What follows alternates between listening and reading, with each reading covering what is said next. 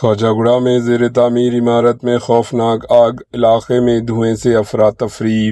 حیدرآباد کے گچیبولی کے علاقے خواجہ علاقے میں واقع زیر تعمیر عمارت میں اچانک آگ بھڑک اٹھی، جس کے بعد پورے علاقے میں سنسنی پھیل گئی۔ عینی شاہدین کے مطابق عمارت کے گراؤنڈ فلور سے اچانک گھنا دھواں اڑتا دکھائی دیا، جس سے وہاں موجود افراد میں خوف و ہراس پیدا ہو گیا۔ دھوئیں کے بادل دور دور تک نظر آنے لگے۔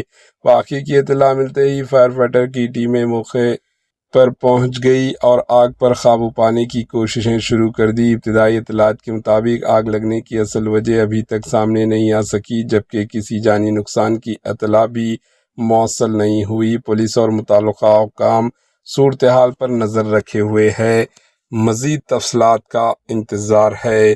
Bureau report AHN news.